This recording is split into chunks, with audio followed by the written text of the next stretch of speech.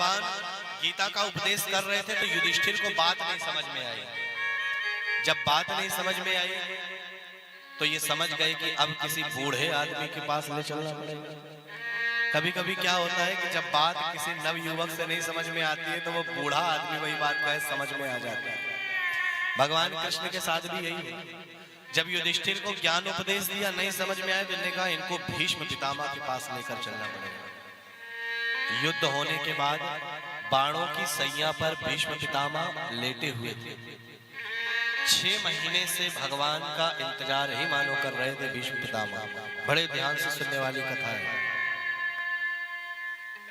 अब आज भगवान कृष्ण युधिष्ठिर को लेकर के, 5 पांडवों को लेकर के, द्रौपदी को लेकर के जैसे ही भीष्म पितामह के पास पहुंचते हैं, मैं तो कहता हूं कि महाभारत में भीष्म पितामह जैसा कोई नायक नहीं था। कोई भीष्म पितामह ने जो कार्य किए, भीष्म पितामह ने जो कृत्य पूरे महाभारत में जो रोल अदा किया वो कोई नहीं कर सकता। महान आया। भीष्म पितामह के समक्ष जैसे ही भगवान पहुंचे तो भीष्म पितामह हाथ जोड़ करके भगवान को तुरंत निवेदन किया। सबसे पहले प्रार्थना भी नहीं की। बोले आज भगवान को देख करके नमन नमस्कार कुछ नहीं किया, सीधा आज भीष्म पितामह बोल उठे, सदैव देवो भगवान प्रतीक्षता कलेवरं यावदिदं हिनोम्यहम् प्रसन्नहासा रुणलोचनो लसन् मुखाम्बुजो ध्यान पथश्चतुर्भुजः। भीष्म पितामह ने कहा भगवान सदैव देवो भगवान प्रतीक्षताम। सारे पांडवों से कह दिया कि तुम लोग साइड हो जाओ, बगल हो जाओ। भगवान श्याम सुंदर से कहा कि अब आप सामने आकर के खड़े हो। जिसको ऊंची आवाज में बोलने से काल भी डरता हो, आज उसके सामने भीष्म पितामह कह रहे हैं कि पांडव बगल हो जाओ, आज इनको मेरे सामने खड़ा कर। सदैव देवो भगवान प्रतीक्षताम। भीष्म पितामह को इच्छा मृत्यु का वरदान है। जब तक उनकी इच्छा ना हो मरने से। और मैं तो कहता हूं भगवान भीष्म पितामह नहीं, हमको और आपको भी इच्छा मृत्यु का वरदान है। कैसे? बोले हम और आप कभी इच्छा करते ही नहीं है कि हम मरेंगे। बोलो, अगर अभी कह दिया जाए कि भगवान की खूब भजन करो, खूब माला करो, और भगवान की माला करने का अभिप्राय क्या होगा? बोले जब आप मरोगे तो मरते समय भगवान की माला करने से तुरंत भगवान की प्राप्ति हो जाएगी, और भगवान की माला करने से तुरंत इस दुनिया से मृत्यु हो जाएगी। क्योंकि जाना तो एक दिन है ही है, सबसे बड़ा सत्य है। अगर कोई ये कह दे कि भगवान के दर्शन करने जाओ तिरुपति बालाजी महाराज या जगन्नाथपुरी जाकर के दर्शन करो, और दर्शन करने के बाद इतने भाव से भगवान से प्रार्थना करो कि हे प्रभु बस इतनी कृपा कर दे कि बस आपके ही पावन चरणों में ये देह, ये संसार से विरक्त हो जाऊं और ये शरीर मेरा छूट। कोई कह दे कि वृंदावन धाम जाकर के बिहारी जी के चरणों में ये निवेदन कर लो कि हे भगवान, हे ठाकुर जी, इसी आपके पावन चरणों में बैठ करके ये मेरा शरीर छूट जाए। और अगर ऐसा होने लगे तो अगर कोई कहे कि महाराज वृंदावन जाना है, कहेंगे अरे महाराज अभी बहुत काम है, बाद में चले। कोई वृंदावन जाने छोड़ दे कि पता चला वृंदावन जाए और शरीर ही छूट जाए। तो इच्छा मृत्यु का वरदान तो हमको आपको भी है, लेकिन हम और आप भूल करके बैठे हैं। भगवान से ये तो मांगते हैं कि भगवान खूब सुख मिले, खूब शांति मिले, खूब संपन्नता मिले, लेकिन भगवान से ये कभी नहीं मांगते कि हे प्रभु बस इतनी कृपा करना कि अंत समय जब आए तो उस अंत समय में मेरा जो प्राण निकले तो वो कैसे निकले? बोले बस आपका स्मरण हो और आपकी माला करता रहूं और माले करते करते मेरा देह का परित्याग हो जाए, सबसे सार्थक मतलब। या आपका दर्शन करता रहूं और दर्शन करते ही करते मेरा जीवन निकल जाए, मुक्त हो जाए, उसे ये मांगता कौन नहीं। भीष्म पितामह ने कहा आज आप यहाँ खड़े हो और खड़े होकर के प्रतीक्षा करें। अब जो ही ये शब्द कहा सदैव देव भगवान प्रतीक्षता, भगवान कृष्ण बड़े उदास हो गए, चेहरा लटका लिया। बोले ये बाबा का क्या भरोसा, इच्छा मृत्यु का वरदान कहो 10,000 वर्ष तक न मरे, हम यहीं खड़े रहे। भगवान कृष्ण जैसे उदास हुए तो भीष्म पितामह कहते हैं ऐसे नहीं खड़े होना है। बोले प्रसन्न हासारुण लोचनोल्लसन्, अरे आप प्रसन्नचित मुद्रा में खड़े हो जाओ। अभी तक मैंने आपका इंतजार किया, अब आप खड़े होकर के मेरा इंतजार करें।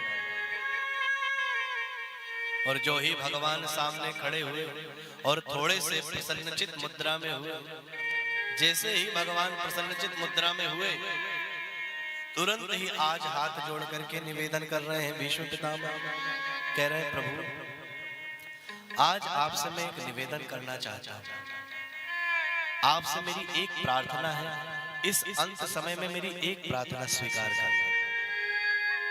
भगवान कृष्ण ने कहा कहो क्या प्रार्थना है? कहे मेरी प्रार्थना बस इतनी है कि मैं अपनी पुत्री का विवाह आपसे करना चाहता हूं। अब तो भगवान श्याम सुंदर बड़े आश्चर्य, और श्याम सुंदर छोड़ो पांडव भी बड़े आश्चर्य में कि हमको तो आज तक नहीं पता चला कि इनका ब्याह भी हुआ है।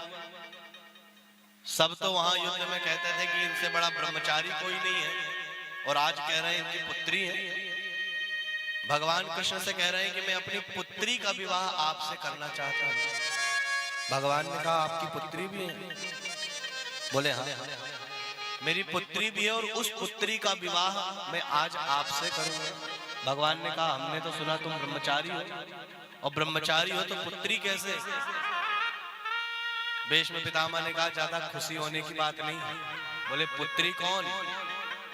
इति मति रूप कल्पिता वितृष्णा भगवती सात्वत पुंगवे विभुम्नि। बोले मैं पुत्री किसकी बात कर रहा हूं? बोले आपकी दी हुई पुत्री जो मेरे पास नहीं, बोले सबके पास होती। कौन? इति मति, मति माने? बोले मति माने होता है बुद्धि। ये जो बुद्धि है ये भगवान के द्वारा दी हुई पुत्री है, जो आपके पास भी है और हमारे पास भी। बोले ये कैसे? बोले तात्पर्य ये है जिस तरह पुत्र का प्रेम माता से ज्यादा होता है, माता पुत्र को ज्यादा प्रेम करती है। हालांकि ये एक लौकिक बात है कि पिता का स्नेह पुत्री के प्रति ज्यादा होता है। अगर पुत्री को कोई भी बात कहनी होती है तो वो पिता से आकर के कह देते हैं कि मुझे आज ये चाहिए, मुझे आज वो चाहिए। उसी तरह जब ये बुद्धि मन में विचार करती है कि मुझे ये चाहिए, मुझे वो चाहिए, तो ये बुद्धि मन में बैठे हुए उस परमात्मा से कहती है कि प्रभु अब मुझे ये चाहिए, अब मुझे वो चाहिए। तो ये पुत्री किसकी हुई? बोले ये पुत्री आपकी। तो आज मैं इस पुत्री का विवाह आपसे करना चाहता हूं। भगवान कृष्ण खड़े खड़े मन में विचार ही कर रहे थे कि भीष्म पितामह ने कहा कि प्रभु ये मत सोचना कि इस पुत्री में, मेरे इस मति में किसी प्रकार का कोई दोष हो।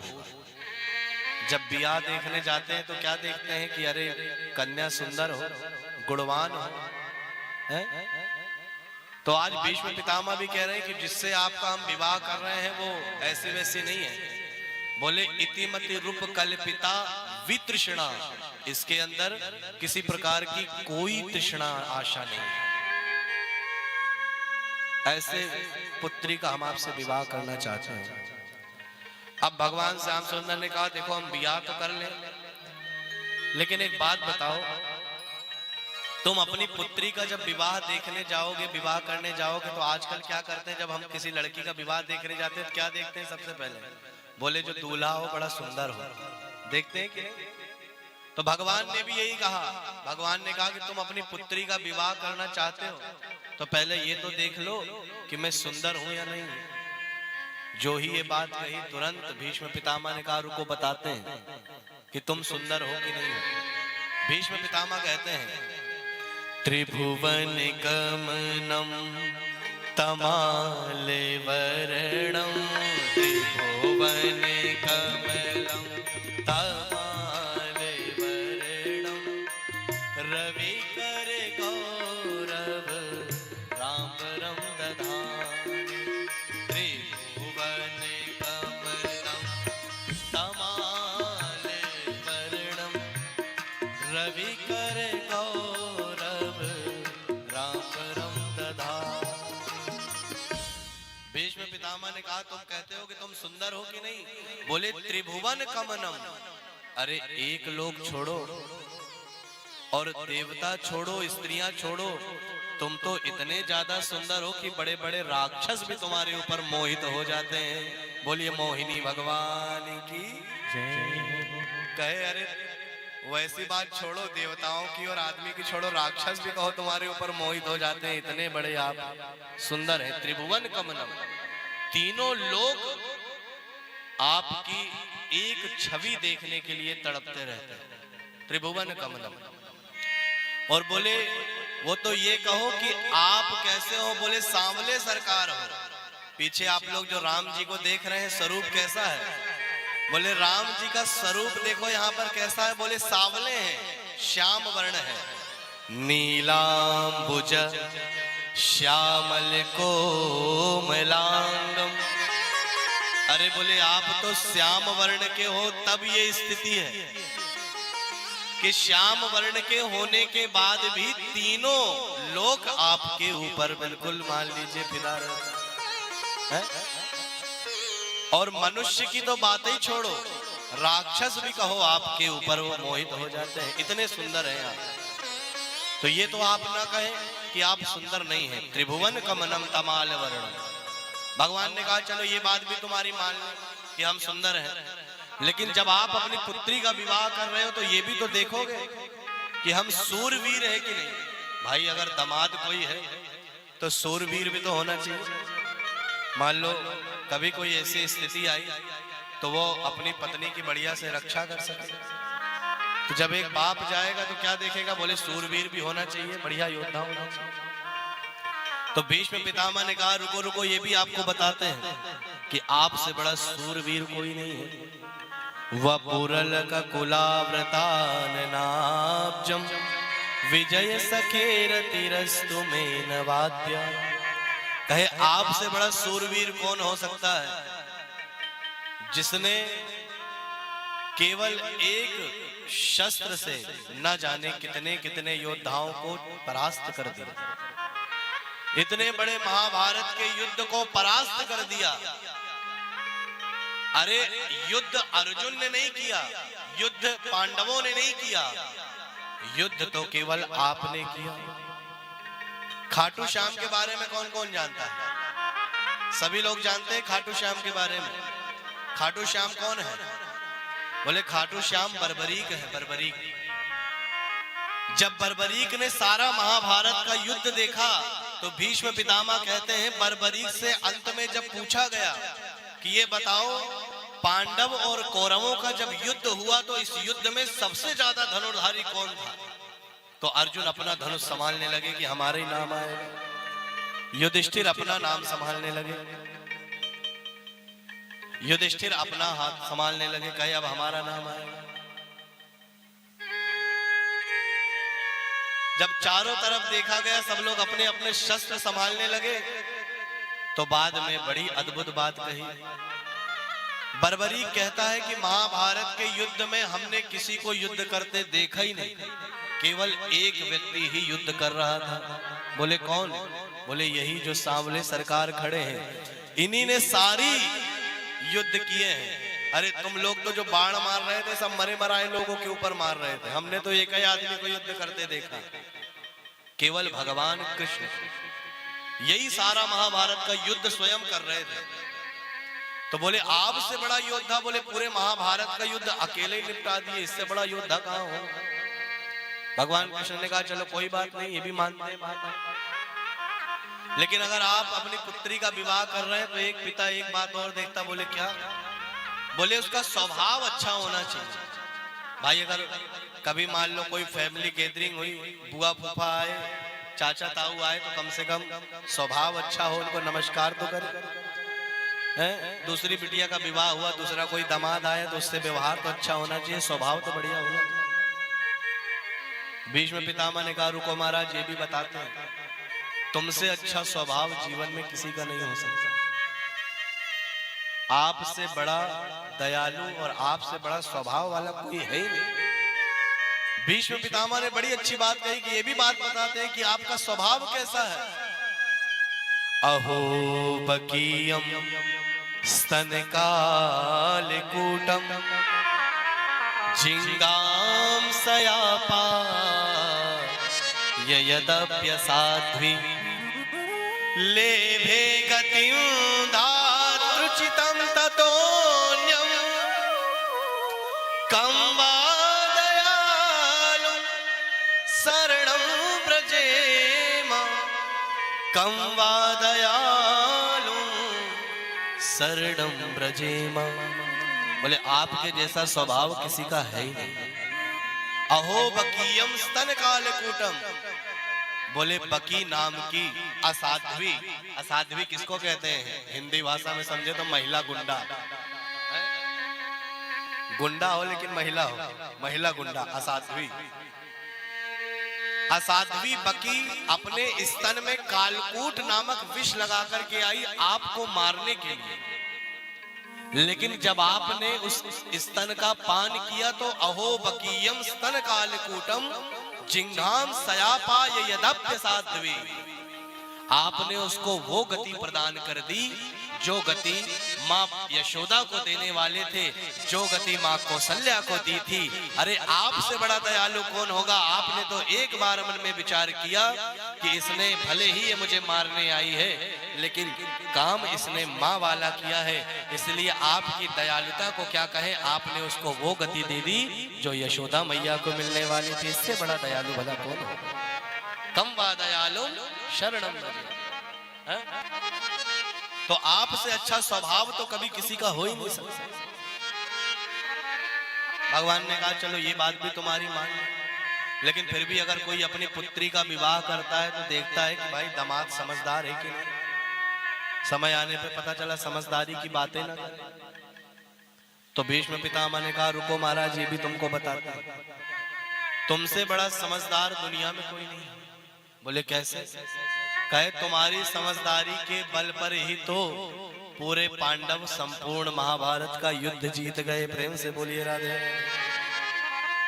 अरे तुमने तो शस्त्र नहीं उठाया, और तुम्हारे शस्त्र न उठाने के बाद भी केवल तुम्हारी रणनीति की वजह से बड़े बड़े योद्धाओं से अर्जुन और युधिष्ठिर आदि युद्ध करते हुए विजय पताका को प्राप्त हुए। प्रेम से बोलिए राधे राधे। भगवान ने कहा ठीक है चलो अब हम आपकी बात मानते हैं। मनमना भव मत भक्तो मद्याजी माम नमस्कुरु। हम आपकी बात मानते हैं और हम आपकी पुत्री से विवाह करेंगे, लेकिन हम एक बात आपसे जानना चाहते हैं। भगवान ने कहा कि मुझे एक बात बताओ कि आप ये जानते थे कि कौरव अधर्म का साथ दे रहे हैं और पांडव धर्म युद्ध कर रहे हैं, तो आपने कौरवों के साथ युद्ध क्यों किया? और दूसरी बात, कौरवों के साथ युद्ध किया तो किया, लेकिन भरी सभा में जब द्रौपदी के वस्त्र उतारे जा रहे थे तब आपकी ये बुद्धि कहां थी? द्रौपदी का चीर हरण हो रहा था। अगर आप चाहते तो एक बार केवल आप बोल देते तो न तो दुशासन की इतनी हिम्मत थी और न दुर्योधन की इतनी हिम्मत थी कि वो द्रौपदी के वस्त्र को स्पर्श मात्र ही कर देते। भगवान कृष्ण कहते हैं आपने ऐसा क्यों नहीं कहा? तब आज भीष्म पितामह उदास होकर कहते हैं प्रभु, जैसा खाओ अन्न वैसा होता है मन, इसीलिए हमेशा आचार विचार शुद्ध होने चाहिए। दुर्योधन के यहां रह रहकर उसका अन्न खा खाकर मेरा मन दूषित हो गया। उसका नमक मेरे रक्त के एक एक बूंद में था और उसी नमक का फर्ज अदा करने के लिए मैं वहां चुपचाप बैठा रहा। और प्रभु ऐसा वैसी बात नहीं है। आज 6 महीने से मैं जो इन हजारों बाढ़ सैया पर लेटा हूं, तो ऐसे वैसे के लिए नहीं, जबकि मुझे इच्छा मृत्यु का वरदान है। मैं चाहता तो अभी तक अपने देह को छोड़ देता, लेकिन मैं केवल 6 महीने से इसीलिए इस बाढ़ सैया पे लेटा हूं कि मेरे शरीर से उस रक्त का एक एक बूंद निकल जाए जिसमें दुर्योधन का एक एक नमक लगा हुआ। इसीलिए मैं इस बाण सैया पर लेटा हूं। इन हजारों बाण सैया पे जो दर्द में इस समय महसूस करता हूं, हजारों बिच्छुओं के काटने के बराबर दर्द होता है। केवल दुर्योधन के खाए हुए नमक, जो मैंने नमक खाया था, उस नमक का एक एक कण मेरे रक्त से निकलता जाए, बस मैं यही आश में ये एक एक रक्त को बहाते जा रहा हूं। ये भाव है। केवल दूषित अन्न की वजह से मेरा मन भी दूषित हो गया था, जिस वजह से मैं उस समय नहीं बोल पाया। और जो ही ये बात सुनी, अब भगवान श्याम सुंदर हाथ जोड़ करके भीष्म पितामह को प्रणाम निवेदित करते हैं, क्योंकि एक भाव से वो उनको बाबा भी माना करते थे भगवान श्याम सुंदर। जैसे ही प्रणाम निवेदित किया तो आज भीष्म पितामह ने तुरंत रोक दिया, कहा प्रभु आप आज प्रणाम नहीं करेंगे, आज मैं आपको प्रणाम करूंगा। क्यों? क्योंकि आज मेरा तो अंत समय है, लेकिन आज मेरा ये अंत समय नहीं, आज मेरा ये सार्थक समय है, क्योंकि आज मेरी मृत्यु सार्थक हो गई। लोग तो परेशान होते हैं कि मरते समय आपका नाम एक बार मुख पे आ जाए, लेकिन आज मैं धन्य हो गया कि आज मेरी मृत्यु के समय पर आप स्वयं मुझे दर्शन देने चले आए। उड़ जा हंसा अमर लोक को, कोई नहीं यह तेरा है, जग वालों का हुआ अंधेरा, अपना हुआ सवेरा है। भीष्म पितामह कहते हैं प्रभु आज मेरा जीवन सार्थक हो गया, जो आप साक्षात मेरे सामने खड़े हैं और आपको देखते हुए मैं अपने इस देह का परित्याग करूंगा। अरे मेरा तो जीवन उसी दिन धन्य हो गया था जिस दिन आपने मेरा संकल्प रखने के लिए अपना संकल्प तोड़ दिया था। भगवान ने संकल्प किया था कि महाभारत के युद्ध में मैं कभी शस्त्र नहीं उठाऊंगा। उसी समय भीष्म पितामह ने भी प्रतिज्ञा की कि अगर मैंने भगवान कृष्ण को शस्त्र न उठवा दिए तो मैं भी गंगा पुत्र भीष्म नहीं। और धन्य है प्रभु आप कि आपने मेरा संकल्प रखने के लिए अपना संकल्प तोड़ दिया।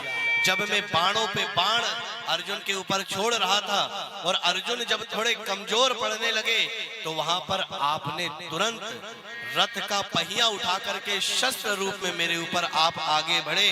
धन्य हो प्रभु, मैं उसी समय आपकी उस छवि को देख करके जान गया कि आप क्रोधवश मेरे ऊपर नहीं आ रहे हैं, बल्कि आप मेरे संकल्प की रक्षा करने के लिए आ रहे हैं। किसी कवि का बड़ा सुंदर भाव है, प्रबल प्रेम के पाले पड़कर प्रभु को नियम बदलते देखा, अपना मान भले टल जाए पर भक्त का मान न टलते देखा। जिसकी केवल कृपा दृष्टि से सकल विश्व को पलते देखा, उसको गोकुल में माखन पर 100 बार मचलते देखा। जिसका ध्यान विरंच शंभु सनकादिक ना संभलते देखा, उसको ग्वाल सखा मंडल में लेकर गेंद उछलते देखा।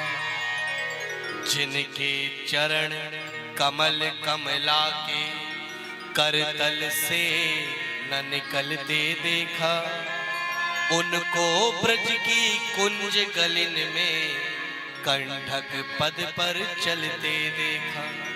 अरे प्रभु, आपके पांव इतने नाजुक हैं कि आप कमल पुष्प से अपने पैर कभी नहीं निकालते, लेकिन धन्य है कि आप भक्तों को आनंद देने के लिए वृंदावन की कुंज गलिन में जब गौ चराने जाते थे तो कभी भगवान ने कोई जूता या चरणदासी नहीं पहनी।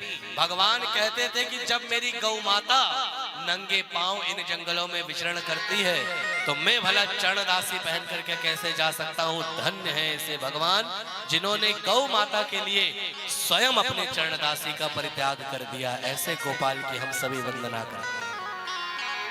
इतनी सुंदर बात जब भीष्म पितामह ने कही, तुरंत आज भगवान का मन भी एकदम विह्वल हो गया। भगवान कहते हैं कि भीष्म पितामह, अगर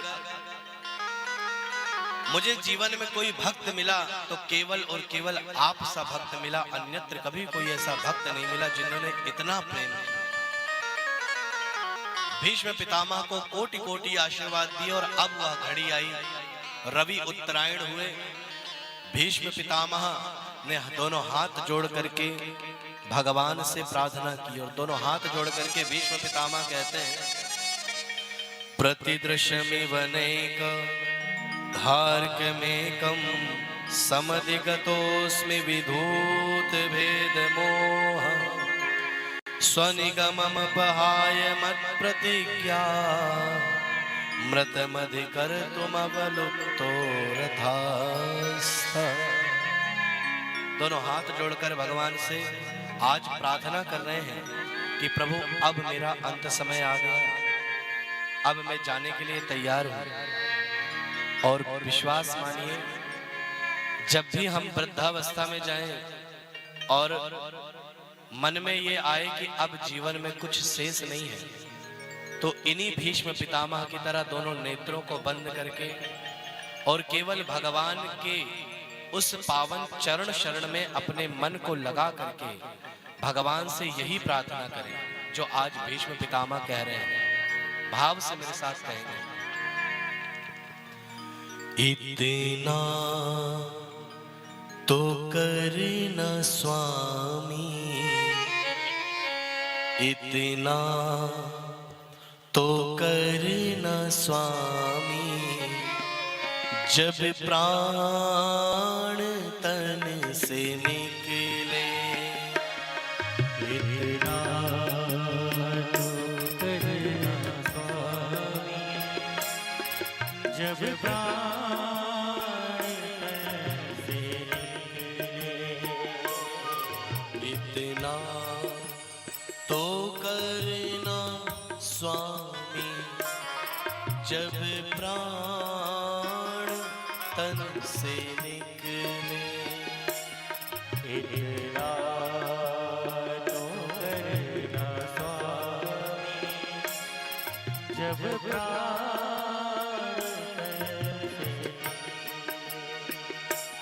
निकले। गोविंद नाम लेकर, गोविंद नाम लेकर, जब प्राण तन से निकले।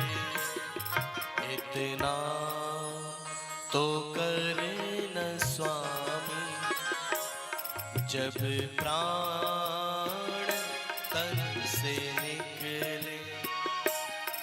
इतना तो करना स्वामी, जब और दोनों हाथों को जोड़ करके भगवान से यही प्रार्थना करें कि प्रभु जब ये अंत समय आए तो अंत समय में कभी मोह माया न सताए, बेटा बेटी का मोह न रहे। अगर जब अंत समय आए तो ये मन केवल आपके चरणों में लग जाए और आपकी कृपा ऐसी हो कि जब मेरी मृत्यु निकट आए तो गंगा जी का वो पावन तट हो और आपकी पावन शीतल छाया हो। तब ये मृत्यु मेरी सार्थक हो जाए। श्री गंगा जी का तट हो, यमुना का बंसीवट हो।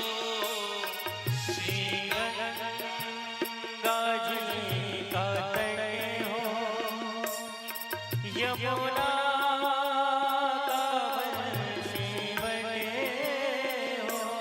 श्री गंगा जी का तट हो, यमुना का बंसीवट हो। श्री गंगा जी का तट हो, यमुना का बंसीवट हो। मेरा सांवरा निकट हो, मेरा सांवरा